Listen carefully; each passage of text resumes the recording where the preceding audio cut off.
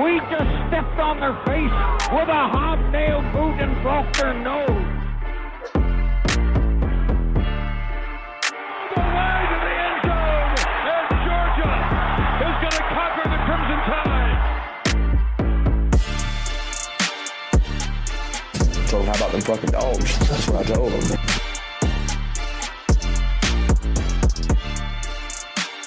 Hope it didn't take that long yet. Go Dogs. Welcome back to the 100 Sanford podcast. We are back in the building. It's your boy Lovelace. It's your boy Foss. We got Graham Coffee getting ready to come on. Foss, that's a new sweatshirt, t-shirt, something you got there, partner. We was talking before this, but I'm just letting you know that's a new one. Hey man, this the one Stetson Bennett made famous, man. Them dogs is hell, man. Where you cop that one at? Where you cop that one at? Listen, them things we don't know where the original came from, but my boy Big Snack, my boy Big Snacks hooked this one up for me. That's what's up. That's what's up. Hey, before we even get started, man, make sure you hit that like, subscribe button. Make sure you follow the show. Make sure you follow us everywhere we are. Make sure you go over to Dog Central. Make sure you subscribe there. The Players Lounge, everywhere we are at. Please make sure you support us at all times. But we are back here talking about them dogs. Them dogs is hell. Man, it's been a couple weeks. How you been over the last couple weeks, bro? Been cooling, man. Ain't nothing changed over here, man. I'm still daddying, being the best free Uber I could be. And just trying to keep it in the road, man. Keep it in the road. Yeah, I feel you, man. I feel you. For the fans, for the listeners, we have switched to a 2 every other week format just because things kind of slow down around this time of the year.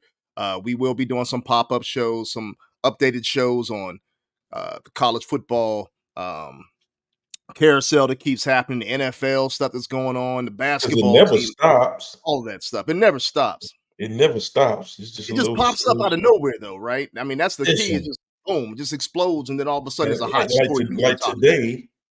Like today, EA Sports announced, officially, had a commercial for NCAA.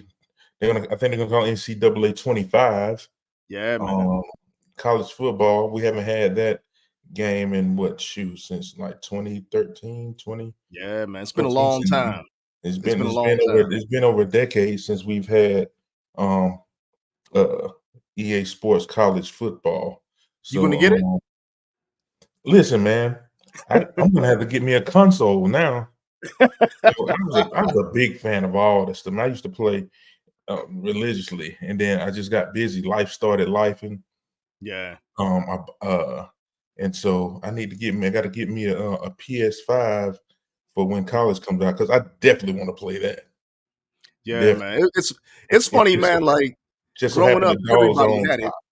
Yeah, everybody had it. Everybody had their leagues going on. Like I remember me and my partners, we get together. Heck, before even going out to the club, before we went anywhere, it was like, look, man, we got to get back to the house, get on these sticks. Let me whoop you real quick, and then get up out here and go see these girls or something like that. Yeah, but man, I go way back, man. We were playing with Randy Moss at Marshall, on NCAA football, playing with Peter Ward back then. Peter Ward, man, used to be like unstoppable. That dude, unstoppable. He was Bo Jackson for college football. Yes, he was Bo Jackson on college football. He was just like you get it at number 9, and it was a wrap. And you had Moss. Moss was like that too. Few people, a few of the brave people used to pick Marshall and go up top with Randy. You know what I mean? So it used to be. Listen, that game got some history. It's a lot of people happy that it's making a comeback. It's only right. It shouldn't have been.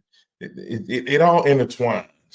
It went away because all this NCAA stuff.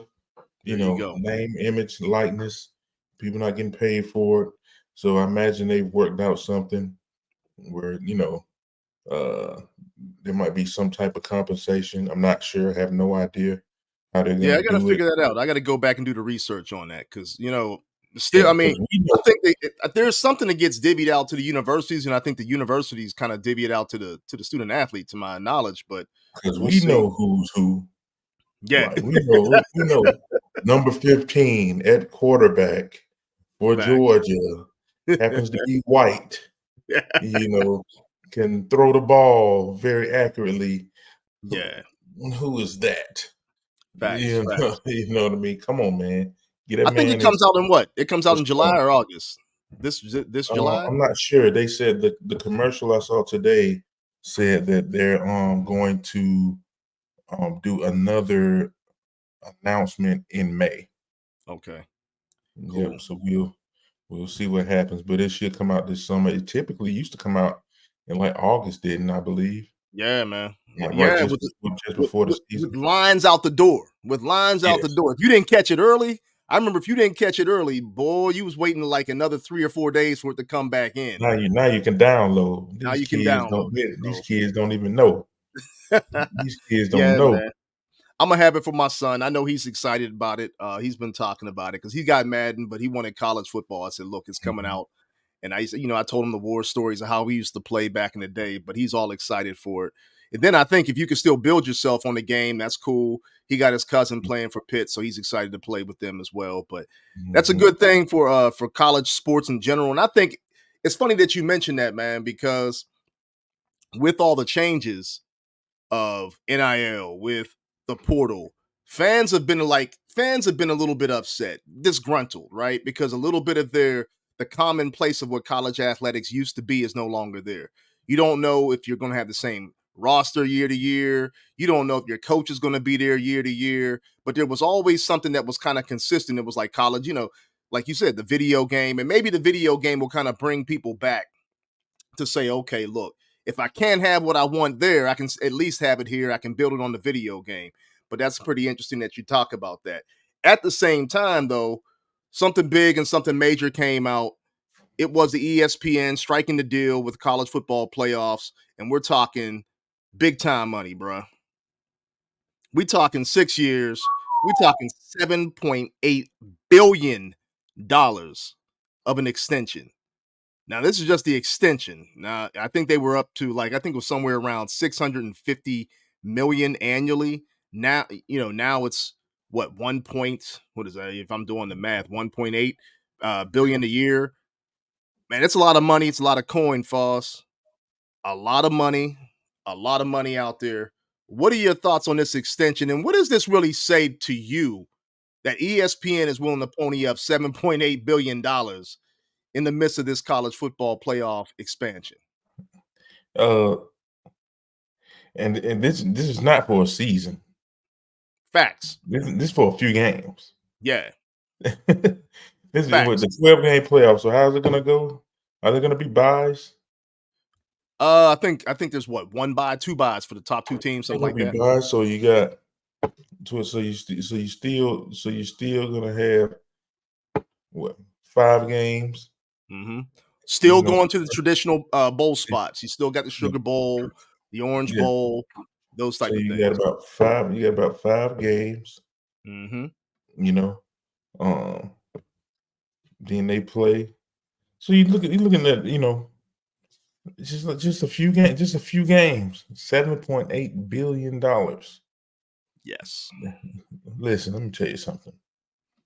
The money is there to do whatever they need to do to make this thing right. These collectives. It is what it is. It's not going to be the same for everybody. You know what I mean? There's no ROI on giving money to these kids, to Mhm. play football. So it's going to dry up in a lot of places, especially if you're not winning. They're dealing with that now down there in Florida, as we Mm. saw. There's complaints. They're begging fans and boosters and everybody to donate money. Like, so it's like the current model, is not sustainable you know by a lot of people. You know what I mean? So But the deals like this show you that there's money around to pay these kids. Yeah. You know what I mean? The money is there. Yeah. It's just a matter of what you want to do with it. I look at it like ESPN's the Godfather, man. ESPN's the Godfather. Right now, ESPN is dictating what is happening in college sports. We, like you mentioned, like we talked about even before we got on here, the toothpaste out of the bottle. Toothpaste is out of the bottle. It's been out of the bottle for student athletes now making money for themselves, whether you agree or not agree, whether you agree as to how much they're getting allocated, quote unquote, allocated for, pay for play, whatever you want to call it. I don't care. But right now, ESPN is the Godfather, though. ESPN is kind of dictating what is happening. When you talk about 6 years, 7.8 billion on top of it, they control the championships of all other major sports outside of basketball. The championships in different conferences. They control all of that. That money does not include all of those television right deals. Does not include that. But they have the ability to create the narratives. They paint the pictures. They do everything that they want to do. So right now, they're the Godfather controlling all of college athletics. If that's the case, and you can pay $7.8 billion just to the playoff structure, there's enough money to go around to make this thing right, to really set everything up, structure it the right way, make sure guys are getting paid and allocated the way they're supposed to be getting paid and allocated. Not just football. I'm talking baseball, field hockey, women's sports, everything. There's enough money to go around to make everybody happy. And then on the side, let them do all their little side deals. And then it's done.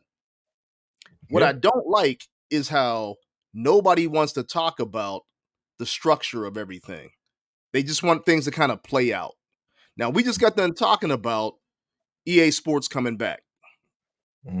That's 13, 14 years ago. 12, 13, 14 years ago that it left. Are you trying to tell me it took 12, 13 years for you to come up with some type of model or structure to be able to allocate players, to be able to allocate the universities, to be able to maybe distribute those monies out to those players?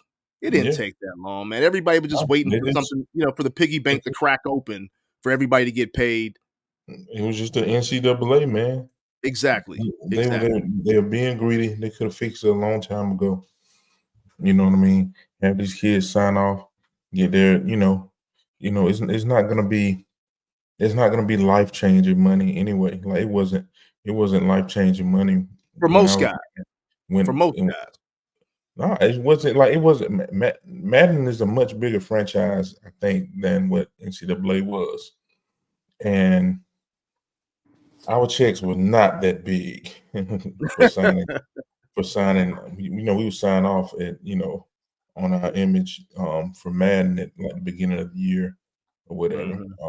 When I played, and it wasn't crazy. It wasn't stupid money. Now, granted, there are much more NCAA football players than there are NFL players. Right. So, right. It's probably even less. They can pay that. Yeah. Graham, welcome to the show, man. We can't see your face. That's all good. You're here. Yeah, sorry, my my home Wi-Fi is having some issues today, so I'm joining from my phone. So hopefully my audio is not too bad. No, you sound good, bro. You sound good. Right now, we're talking about the 6-year, $7.8 billion deal that ESPN put in place with college football playoffs. What's your thoughts on that, man? I mean, it seems good, I guess. I'm kind of surprised that nobody else bid on the playoff, like with the way that it feels like Fox is basically like the Big Ten network now, and ESPN is the SEC network. You kind of would think that Fox or CBS or somebody would come in and bid on some of those playoff games and try and buy one of them, but it doesn't appear that happened. I know that ESPN had like first right of refusal, but you would have thought that maybe somebody would have tried to like drive the price up a little bit. But ESPN's the home of college football is kind of the way it feels.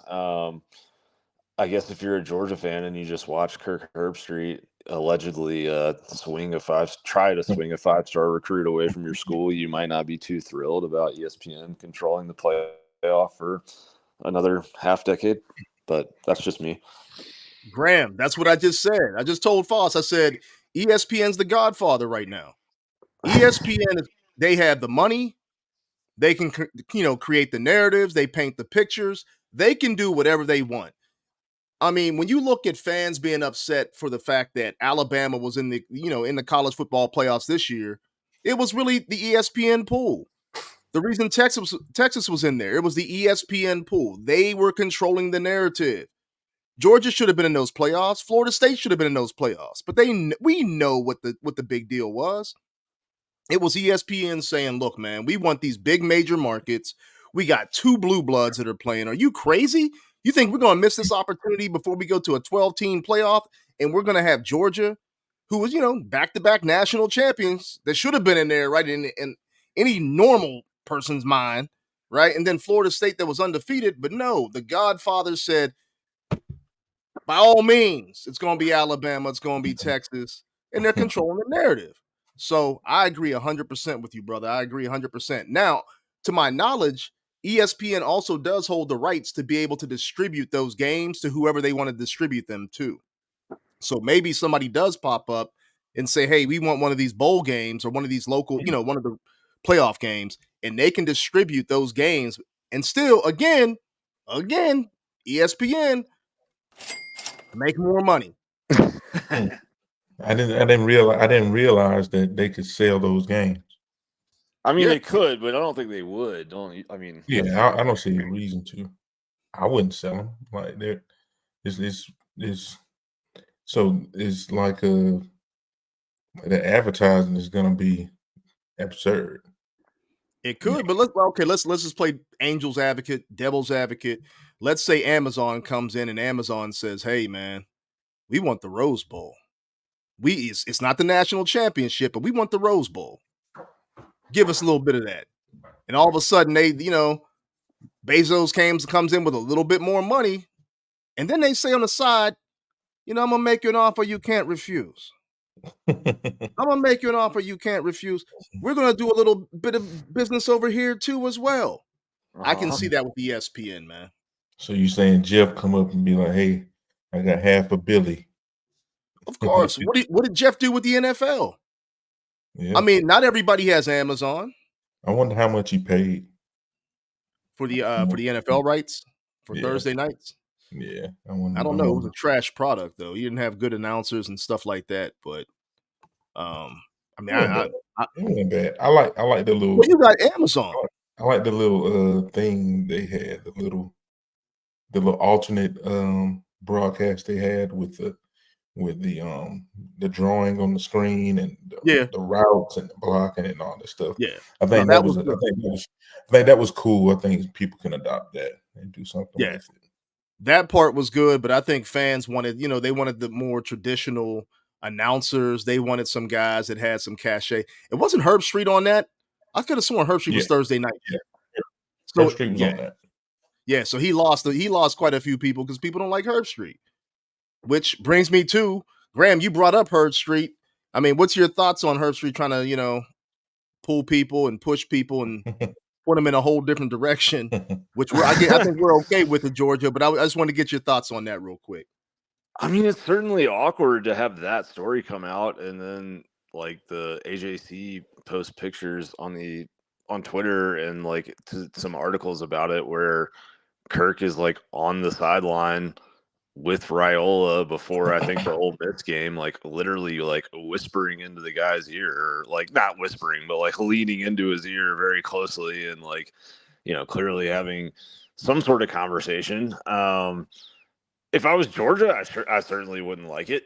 Like I think a lot of times people, there's ways that Kirk is more powerful than people realize, and there's ways that he's less powerful than people think. And sometimes I think the average college football fan like freaks out about something that he says or doesn't say, and it really doesn't matter. But like, this is one of those things where you're talking about, the rights holder for college football and men's basketball in the SEC, the biggest face and personality that's associated with college football on that network, like potentially being involved with influencing a recruitment from a journalistic standpoint, like that is as big of a like conflict of interest bias no that you could possibly come up upon, like other than Kirk Herbstreit, I don't know what, donating to the NIL collective that went and got the recruit or something like that. Like it's very, very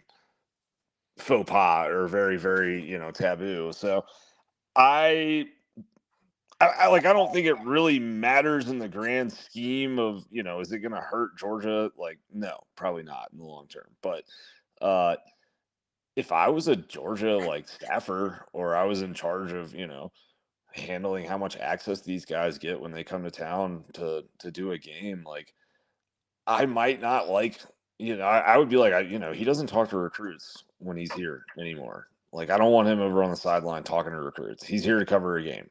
He's not here to cover recruiting. And he's never covered recruiting. He's never been a recruiting reporter. He's never been even, I think, part of ESPN's recruiting coverage on signing day. Like, there's no reason for him to be over there talking to recruits professionally. Like that's not his job. So let's just keep him away. I doubt Georgia will do that because everyone, wants to make ESPN happy and wants to have ESPN say nice things about him. But that would be like what I would want if I was the person controlling the program. See, again, it goes back to the mob. Right? ESPN shows up, you open up your door because they said open up that door, partner. You ain't got a choice. You're gonna pay that 20%. Regardless if you like Price it or of the not. brick went up, dog. Hey man, so all right, look, I guess we're just talking about money, during this show because another big thing happened that fans were kind of, I'm not going to say Georgia fans were up in arms about. I think national fans were kind of like looking at, and a big magnifying glass got put on the student athlete again, which was our boy Carson Beck. He got the $300,000 Lambo that we know of, that's been talked about. I don't know if he's really got it or not. He had the pictures. He could have been taking pictures with somebody else. I don't know. But it got me to thinking, man. Now, Foss, you were a student athlete. You were a professional athlete. What are your thoughts? I'll go to you first. What are your thoughts in terms of student athletes now having the ability to be on campus, to pull up in the parking lot next to their position coach? Position coach has a Ford Taurus, and he's got the Lambo. What are your thoughts? And how does this change the dynamic and the thoughts in the whole culture of college football and college athletes in general? Position coach can't throw for 4,000 yards. Damn. Hey, position coach need to step his arm up. Who's this coach now? Bobo? Yeah, man. Hey, Bobo. You want a Lambo truck, Bobo? You better get that arm, loosen that arm back up. I know you was nice with it. You better. Hey, listen. Last time I saw Bobo play in the Georgia uniform, that man set a record. That man set a record for completions. You know what I'm saying? In a row. Go on, get that money, Bobo. Until then, hey, shoot, Bobo got plenty of money. He's been a head coach of college football. He'll be all right. But no, man, like on the serious note, that's the game. Like, I don't think people understand that things change. That's the game. Like, no matter how long they're the same, eventually they change, and you just fall in line. I doubt, he had to spend his own money on that vehicle. I seriously doubt that. So look, listen. What college kid wouldn't want to lease a Lamborghini or get one for free? you know what I mean, for a year or for a season or however it may be. You know what I mean? I don't see nothing wrong with it. Enjoy this time because it's about to be up. He's got about a year. months. Yeah, he's got about a year. He's got about a year left where he is. Being that if we count today, being that it's February, he's got about 11 months left. And then it gets real. Facts. He's still going to be playing a game for a nice chunk of change, but it gets real. Ain't nothing like college football, with your homies. You know what I mean? Ain't nothing like it. Stuff about to get real. So shoot, enjoy it, man. Graham, I what's your mean, thoughts? I don't have What's no your problem. thoughts? so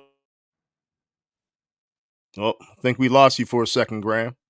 There you go. yeah, sorry. First of all, good for him is my number one thought.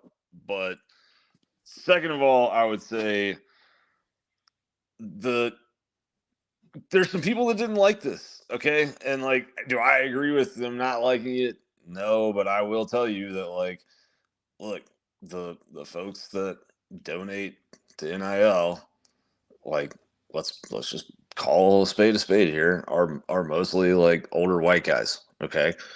And I do think that like there were some people that saw this and did feel like, his position as a team leader, like they want to see somebody who, is like more of that servant leadership style, so to speak, right? Like JT, when he was the quarterback, he was, he was driving like a Ford Pinto, and I think he did some deal with Zaxby's or Raising Cane's or somebody, and like had it split up and go back to everybody on the team equally. And you had Bowers last year that he didn't take any NIL money from the university because he was making so much from endorsements. Look, Carson earned that money. He earned every cent of it. Okay. And the University of Georgia is going to make much more on Carson Beck than Carson Beck is going to make on Georgia. So like, I want to be clear. I'm not saying I got an issue with it, but I do think there were some people that saw that and felt like, even if he is driving a Lambo truck, like, man, don't let yourself be photographed, like don't let that come out in the way that it came out, because how I think the thought process amongst some people is like, how are some older guys on the team going to feel, that maybe aren't making cash like that, or how are some of your offensive linemen going to feel that are blocking for you, like.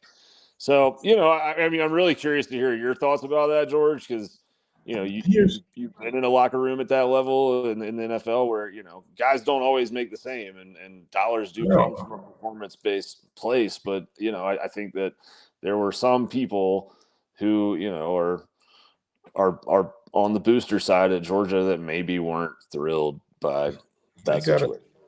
They gotta learn the game, man. They gotta stop being so naive and so uninformed. Like, learn the game. Like I said again, I don't know this for a fact, but I assume that is essentially an NIL deal. What he has. Yeah. He is essentially an NIL deal or a lease or however they work that out. And you think he's not gonna have to take a picture for that? That's what it's his name, image. Well, and I think I for image and likeness. You know what I mean? He's gonna have to take a picture for that.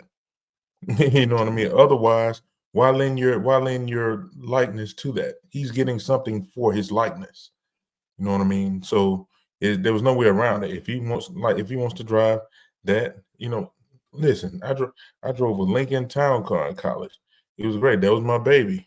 But if he had gave me an opportunity to drive even like a 96 SS Impala, I would have taken that over my over my over my Lincoln, my baby. You know what I mean? Like these kids are taking advantage of what's allotted. You know what I mean? And I don't see an issue with them. They're in a position to where they have to. Now it comes with some things. You know, you're gonna have some haters. You're gonna have some people jealous. You're gonna have some, but you're also gonna have the people that matter are gonna understand. Like the people on your like, listen, if I'm the, it is what it is. If I'm the right guard, I understand that my quarterback is the man. You know what I mean? No matter Sure. how great I do my job. You know what I mean? That's what the game is. They understand that. So those are the only people that matter. Hey, I'm like you, Graham. I don't think that it's that big of a deal. Good for him. I mean, if he's able to capitalize on his name, image, and likeness to be able to get what he wants to get and what he can afford, that's the first thing. Go do what you got to do. That's up to you. That's your perspective. That's your decision, your family's decision. Go do that thing. I'm also hearing what like George said. I'm sure he didn't just get it. It's not coming out of his pocket. It's part of a Yeah. deal. You can go back to CJ Stroud when he was at Ohio State when he was driving around that G wagon, and that was like everybody was like, "Oh my gosh, he got a G wagon." He came out and said right up front, "I didn't pay for this. This is an NIL deal." Then took some of the funds, gave it back to his teammates. So we don't know what's really being, really happening on the back end of things. But I do understand at the same time, Graham, what you're talking about, where, if you're an NIL contributor to that fund, and you're saying to yourself, okay, I want my money to go to good use. I want it to be, I want it to look presentable. I want it to look a certain way. I can see where some of these guys, some of these staunch guys can get a little bit upset, a little bit frustrated and say, yeah, but I want it to look a certain way. Well, at the same time, once you give up that money, there's nothing that you can do. You can't tell somebody what to do with the money that you've given them unless that's part of the deal. If that was the case, you shouldn't have giving him a deal with Lamborghini. You should have said, like George said, hey, you know what? Go over to Cadillac, get yourself a Ford, get yourself an Escalade, something like that. I don't know. I just think it's interesting. I thought it was an interesting topic that's now brought up because on top of things, you got college coaches that are upset about the portal, NIL, all this kind of stuff. Like everything's blown to pieces. But then I started thinking about the student athlete because we brought up, okay, like George said, he would have switched vehicles. But do we actually, with all this money now being floated towards the athletes' direction, do any of y'all fear for their safety?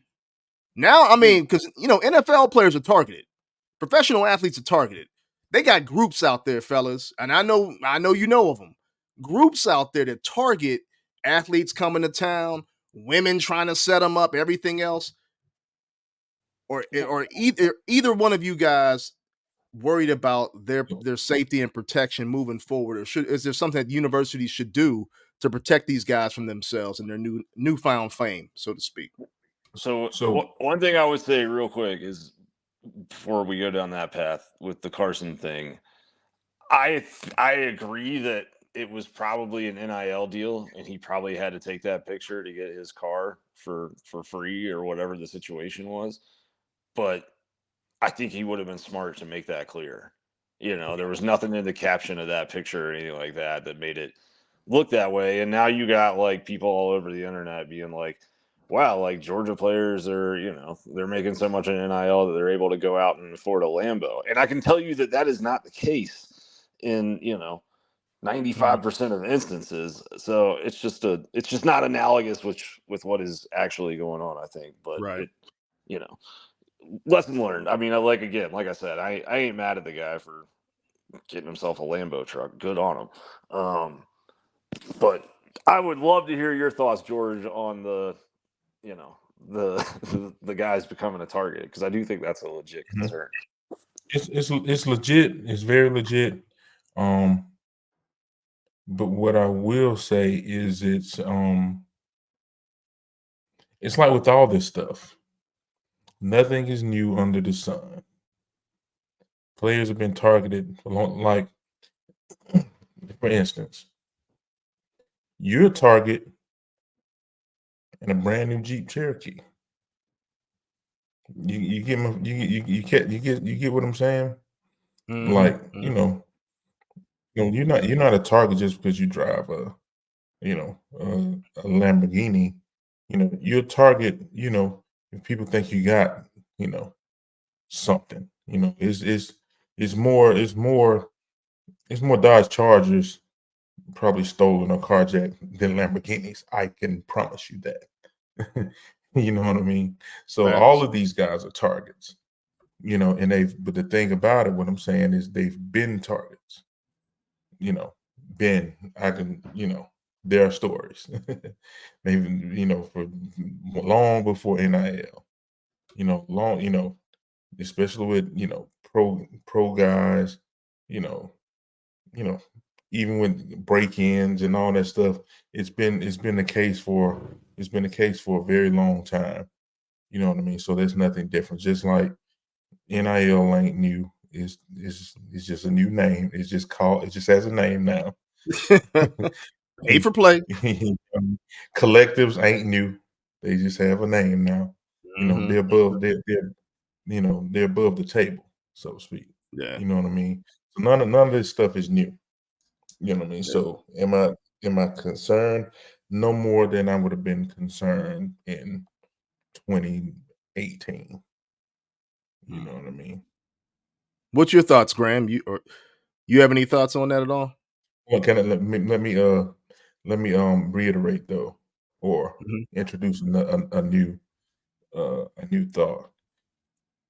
But it would be smart on these guys to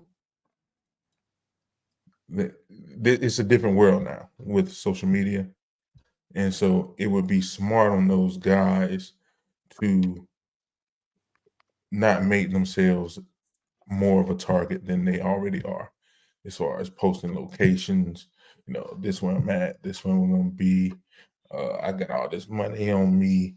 Look at this jury. You know what I mean? It's natural to floss. Especially when you're young. I had the big jury and all this stuff. I might probably wasn't flashing and all that stuff, but you don't want to do those type of things to make yourself even more targets, because we have situations in pop culture in the more recent years where that has gone bad for people. The rapper Pop Smoke a few years ago, they apparently caught an address from that was on a bag in a video from that stated where he was. Yeah. You know what I mean? Like, you got to be smart. You got to be smart. You had to be smart back in the day, but you really got to be smart now, especially with this social media thing, because in an instance, thousands of people can know where you're at, what you look like, what you got on, all of that stuff. So you have to be careful in that regard. What's your thoughts, Graham? I mean, I think, yes. And anytime you got money around, and not just right now money, but guys who have the potential to make a lot of money down the road as well, like there are going to be people that are drawn to that in ways that are not necessarily healthy all the time. I think that there's been people drawn to football players at the University of Georgia and other, big schools since the sport has been around, really. I mean, at least since it's been mainstream. So, especially when you add a bunch of cash into that equation, and to go with like the fame and the notoriety and the glory and clout that those guys get from playing on Saturdays. Yeah, for sure. Absolutely. I think it's something that, I'm sure Georgia educates their guys on this type of stuff, right? Like, because, Kirby's been at Georgia long enough now to have some instances where, guys have gotten in trouble for maybe being around people that they shouldn't be, and really honestly weren't doing anything super wrong other than putting themselves in a bad situation. But you don't get to control the headlines, and like when somebody gets booked into Athens Clarke County Jail for some reason, not saying that that's necessarily what we're talking about here, but like when some of these incidents with players happen, like the lack of context that the public ever really gets about it is, I mean, it's a severe lack of context, and they don't put down all of that context, on the booking papers when you get in trouble for something, and so you may really just be wrong place, wrong time. Right. Yourself all of a sudden, with your career in jeopardy, or having to be kicked out of a school because that school can't deal with the PR hit of having certain things in the news. So yeah, you always have to be vigilant and on watch. And I think that in a way the money honestly might make that easier for some guys, I think, to realize now I have this money in my pocket, and you know people are going to want that from me, and I probably need to be really careful about you know why is this guy around so much. Like, do I really know what their motives are, what these people are doing. And so, I think that's a little clearer, honestly, when you have money than it is for some of these guys when they're in college and they don't have money yet, and maybe they do have some future value, and people are trying to already, kind of get in line and tap in for that, or agents are coming around when they shouldn't be, and it's not legal to be yet. So, in some ways, I think NIL makes everything a lot more clear because, look, I mean, let's just call it a buck, like some of these college players, especially the best ones, they've been getting money to go play college football for a long time, but it was off the books, and maybe it was in cash, and there was. I feel like this is a lot safer for everybody, honestly, in that there's contracts, and there you can work with an agent who can protect you. So I think it's a good thing for protecting these guys and kind of probably helping them mature in some ways earlier than they used to. Yeah. I mean, it's something I just thought about. We started talking about, I looked at Beck possibly having the Lambo, and then you start looking at some of these guys, you look at their social media accounts. They're flossed out. Chains with their numbers on it. I don't know if they're real or not, but it's a perception, right? I mean, there's a lot of people out there that can now become targets because I'll put it this way, before NIL, you didn't see a lot of dudes out there flossing the way they are flossing now. I think that money and people knowing that they could have it quote unquote legally has allowed them to floss a little bit more than what they were.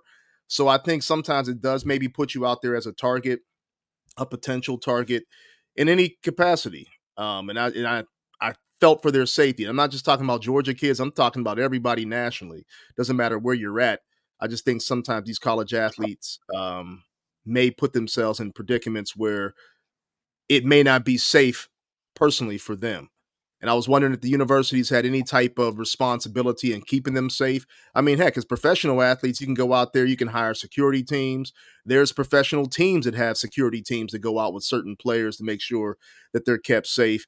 You hope it doesn't get to that point where people have to have security teams with them because of their notoriety, because of how much money that they know that they have, um, and protecting themselves. Because let's just be honest too. I mean, we talk about them being young, but we know the old saying, young, dumb, and full of bubble gum. I'll just keep it PG.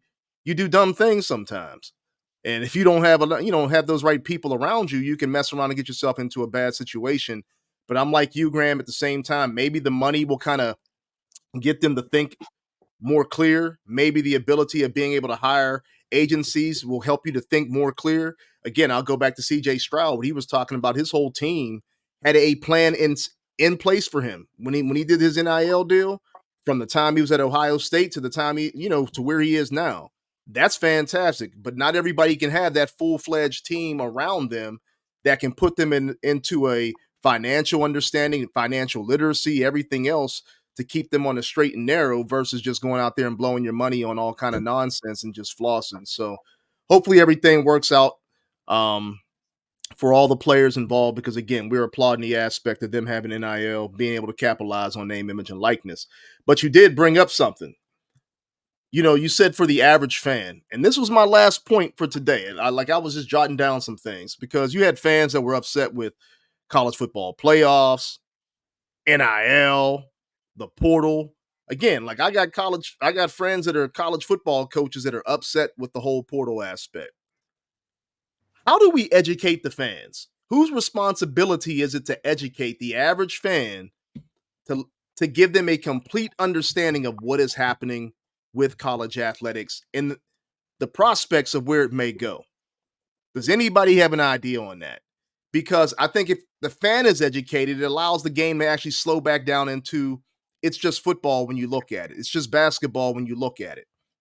But if the fan's not educated, that's what allows ESPN and some of these other major networks to create some of these narratives and people to have podcasts and people to have their own shows to create narratives that really aren't true.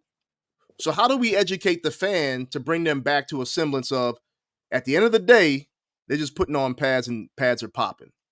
Who got an idea on that? Man, that's, I don't know. I mean, I think on the whole, it's probably the responsibility of the media. I mean, like, not to say I'm educating anybody, but like when I saw the initial reactions to the Carson news, not news, but like the picture of him, and then all the quote tweets of like Georgia's quarterback bought a Lambo and stuff. Like, I tried to use my following on social media to be like, this is probably an NIL deal. And even if it's not an NIL deal, it's probably a lease. Those of you that are out here like, oh, this is a, however many $100,000 car, like that's a lot of money. It's like, that's not, I've never gone and bought a car straight cash, just, up front. Like when I go buy a car, I put a down payment down and then I pay a certain amount a month. Some people, they get a lease. Like, I don't know, Graham. You pop up a lot of new vehicles every now and then. I'm just saying. I try, brother. I'm telling you, man.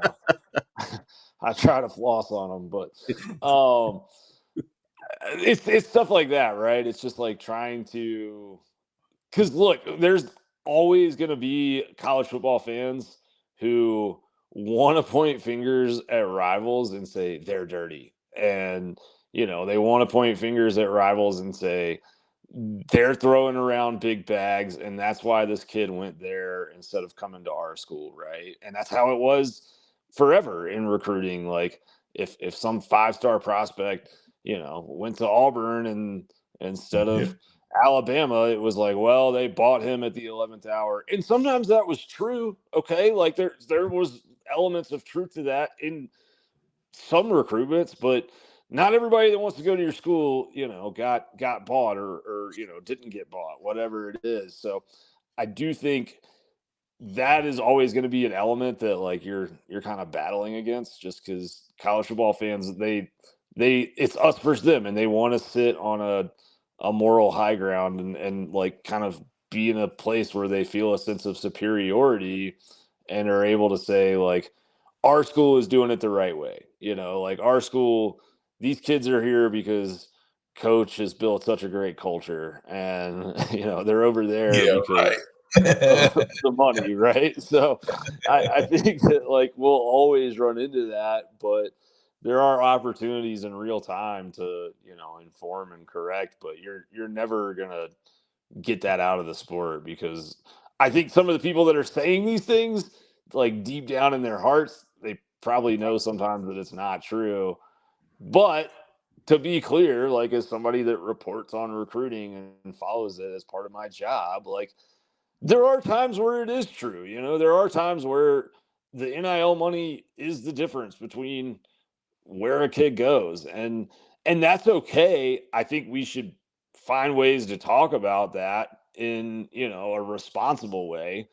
Because sometimes I feel like if I'm gonna, not just me, I should say, but like if I go to a message board like for a team site for somebody else and see them posting about, hey, this kid, he went to rival school X because of the size of the NIL bag, like all of the people in the comments are like, we don't need kids like that around here anyways. Like we don't need guys that just care about the money. And it's like, well, the ones that cost the most are sometimes the most talented normally. And like, there's some guys playing for Georgia right now who were NIL recruits. Like NIL was part of their recruitment because NIL is part of every recruitment right now. But they didn't make their decision based solely on NIL, and I think that is the conversation that we should be having is like, is this because NIL is involved everywhere. So, nobody's hands are clean. There's no piousness out there to be had, right? Like, but we can talk about these things, I think, in a more nuanced manner than we are right now. What you got, Foss? I think it's as a fan, go learn, go look for information before you speak. Everybody wants to have something to say, or they know what they're talking about. Just go. You don't have to be heard. You don't have to be heard. People so quick to be heard, and you be loud and wrong. There's an easy way to not be loud and wrong. Just become informed, be educated, and you can come back whatever platform or this discourse or whatever. You can come back when you're. It don't take long to get educated. It's at your fingertips sometimes. Although it's information is sketchy nowadays. But you just go get educated. You can come back and have a right, informed, nuanced discussion. It's on you as a person, and most times a grown person. Be grown. Use your resources. Foss, that's a perfect answer. You can figure it out. That's a perfect answer.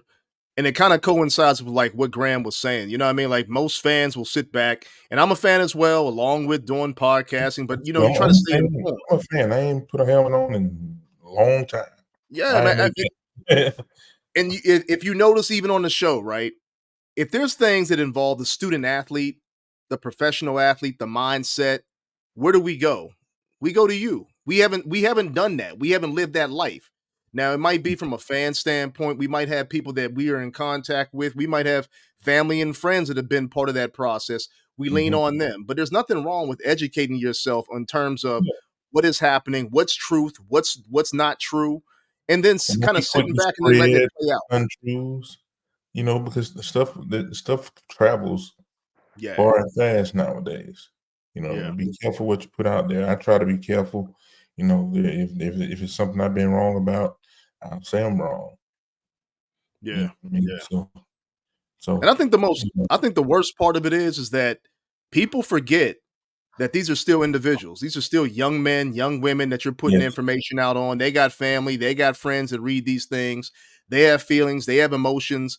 But at the end of the day, the negative fan, I'll just say the negative one, looks back at it as I'm only protecting my team and my emotions. But no, it goes beyond you because you can't play a game with one team on the field. You got to have multiple teams. You got to have a great conference. You have to have a great NCAA setup, a professional league, whatever it may be. You got to have everything in place for everybody to have the enjoyment and the entertainment that you want. So at least just keep it clean. I guess that's my thoughts on it.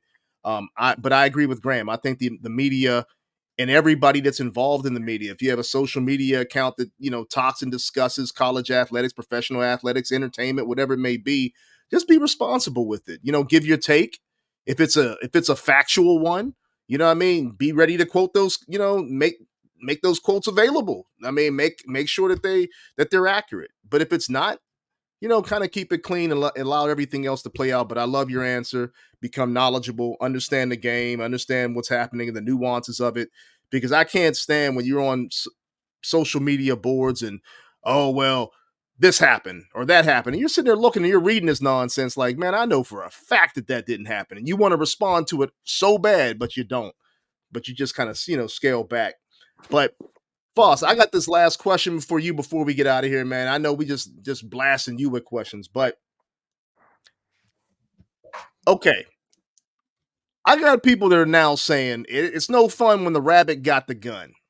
All right. Student athletes now got the gun. They're controlling the narrative of what's happening with college sports. I mean, let's just be honest. NIL is really controlling that thing, right?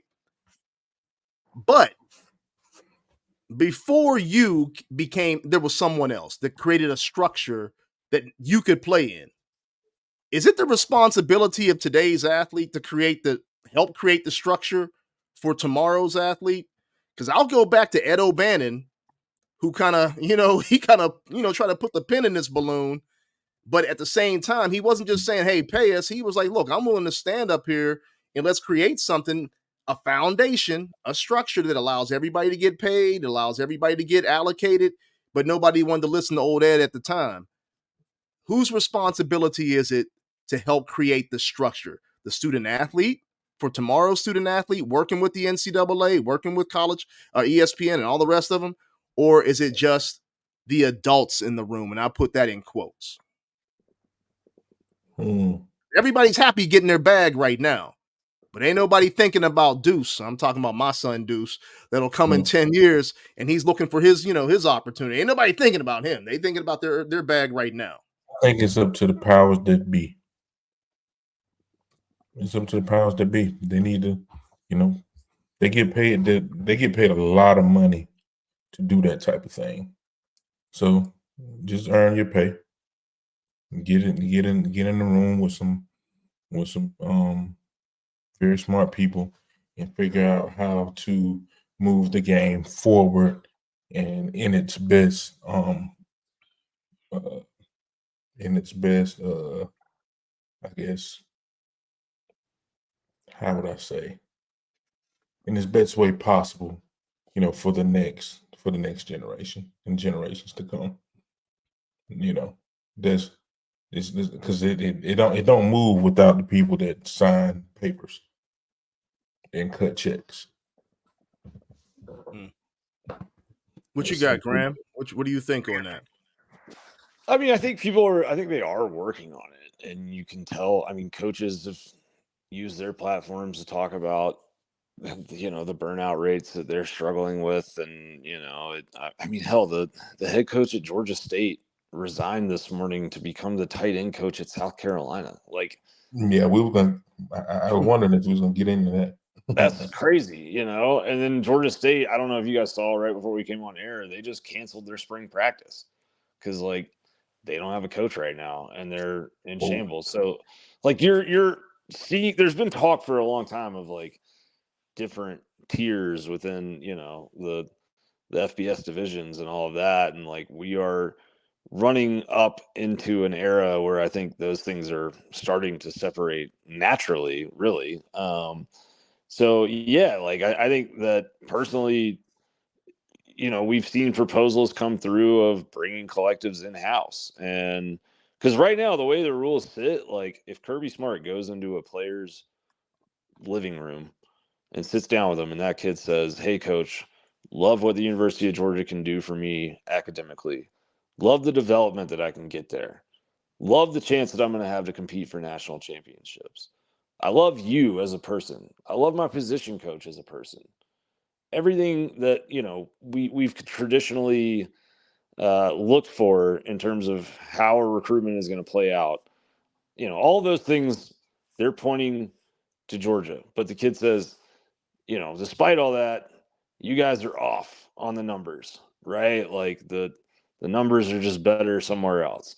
Legally, Kirby Smart's not even supposed to be able to ask him what those numbers are, what they look like, how far off are we on numbers, or any of that stuff. All of that stuff is supposed to be handled by the collectives. And so the right hand is, by NCAA rules, not supposed to be talking to the left. And that is asinine. There's no good way to do all that. So this stuff has to be, you're caught between worlds, right? And there's like a 1 foot still in this world of like snowy white facade of amateurism, and 1 foot in this world of professionalism where, the Alabama kid Isaiah Bond went on his visit to Texas and they had him at the Lambo dealership picking out a whip. You know what I'm saying? Like, so we got to stop pretending that things are different than they are, like let's be real about this, and let's be all the way professional about it. Yeah, Right. that's funny, man, because I guess the casual fan looks at it and they're like, oh, okay, maybe he took him down there, got himself some good barbecue down there in Austin. No, they had him at the Lambo dealership. No, they down there talking brass tacks. Those days are gone. Yeah. Man's getting down to business as he should be. Yeah, I You mean, know, I'm like, like I listen, this is big, big, big, big, big, big business. yeah, It's bigger than you know. yeah, It's money. It's the money. The money on the table is absurd. Imagine the money under the table, still facts. everywhere. Like this is big money business. Like, and especially in the South. I don't think people understand. Like I had a friend that I played with in the league, man, and he said, "Man, I didn't get it." He said, "Till I came down there." He was like, "Man, football real down there." He's from Cali, you know what I'm saying? Obviously a good player, made to the league. He said, "Man, we play football for fun." And I know he's not speaking for everybody, you know what I mean? Mm-hmm. But I got the gist of it. He was like, "Man, we play football for fun." He was like, "Y'all play football for life." And everybody's involved, city, state, and government. Boss, And he's dead, and it was funny, but that's real talk. Like facts. everybody's involved. Like this is big money. So if a kid wants to get what he can get to have a great jump on life, you know what I mean? So be it. And until you figure out how to do it, more seamlessly, more, smoothly, you know what I mean? It's gonna be like this. And while it's like this, fellas, go do your thing. Boss, facts, man. Look, I grew up in Western PA. Football is life in Western PA. Yep. Now, I lived in the South for the last 25 years. It ain't just life. Life, it's death, it's God, it's taxes, it's everything else. Like you mentioned, everything is incorporated. And I tell people all the time, take what your experience is and then put it on steroids times 10. That's what it is everywhere else. And you start talking about the money, you start talking about the passion, you start talking about the pageantry, you start talking about all those things that are in play. It's crazy different. But going back to it, people with power that make decisions, yes, of yes, course, it got to do with money, but the people in power that can make decisions that technically don't have anything to do with a dollar number. mm-hmm. They're powerful people in this whole thing we call college athletics. Facts.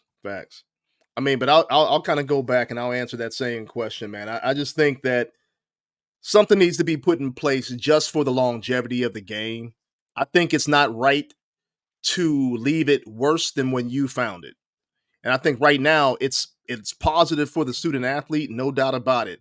I think it's positive for the change of the game because it's been a long time coming for NIL, for guys to be able to move around to different schools and everything else, but there just needs to be structure.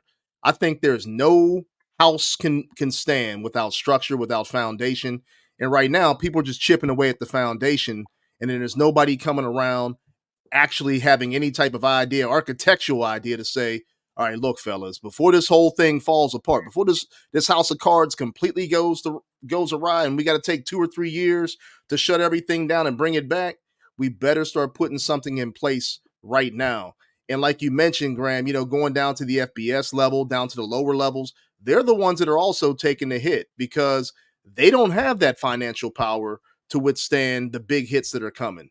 When you start mentioning college coaches saying, you know what, screw being a head coach, I'm just going to go be a positional coach. I'm going to make a little bit less, but I ain't got to deal with so much more stress.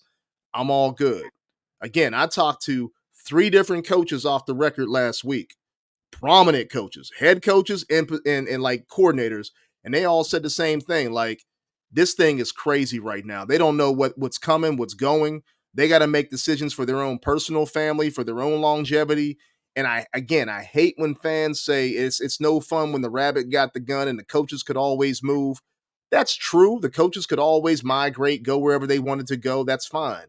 But it doesn't mean that they should be minimized for them having a career as well. Is just the same way that college athletes can have a career and move forward and then try to go to the next level. Something still needs to be put in place structurally so that everybody can benefit, and not just these big money big wigs like ESPN and presidents, school presidents and people that are really getting that bread outside of the game, outside of the game being played outside the game, put it that way. So I think that's my perspective on that. Y'all got anything else? I know, Graham, you're talking about different breaking news things that were happening. Anything else happened since we've been on?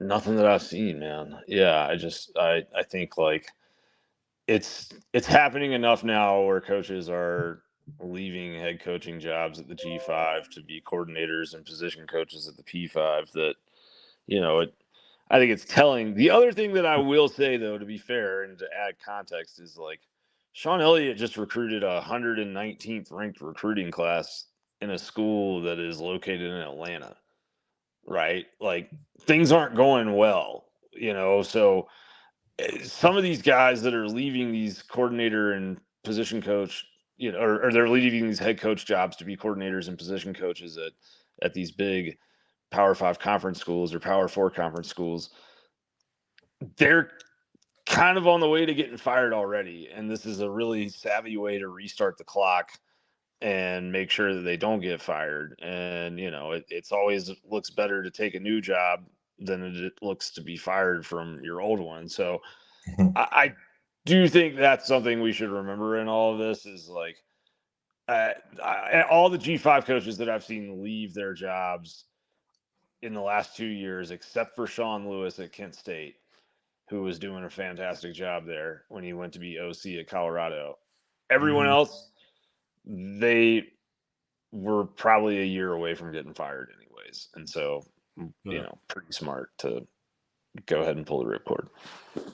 I hear you. All right, man. Well, that's all I got. I'm just going to remind the fans, we've gone to an every other week format for the next foreseeable few weeks.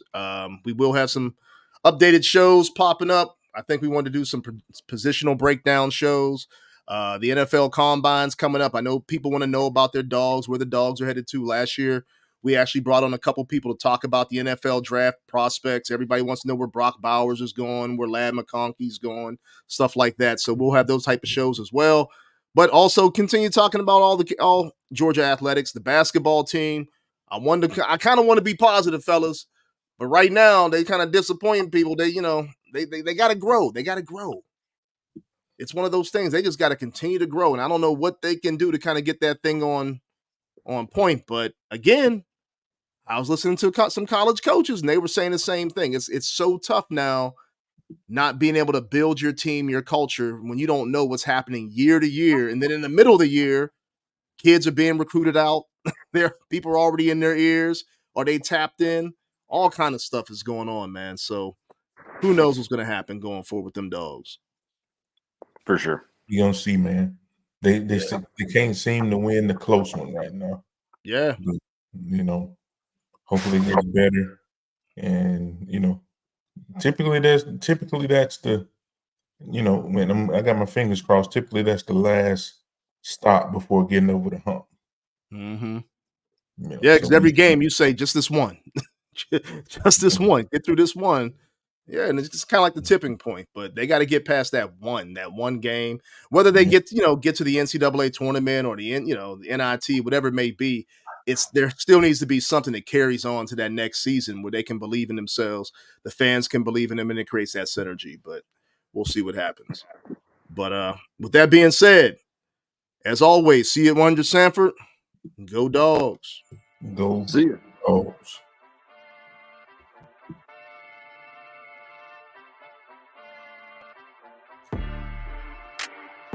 Thank you for listening to the 100 Sanford podcast. Tune in weekly to hear fresh content from the 100 Sanford podcast every Thursday, but also with some pop-up shows every now and then as news breaks.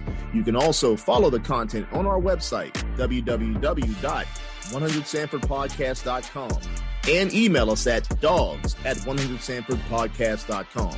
Lastly, reach out to us on social media streams. For Twitter, it's at 100 Sanford, but on IG, TikTok, Facebook, and other accounts, it's 100 Sanford Podcast. All right, folks, that's it. And as usual, see you at 100 Sanford.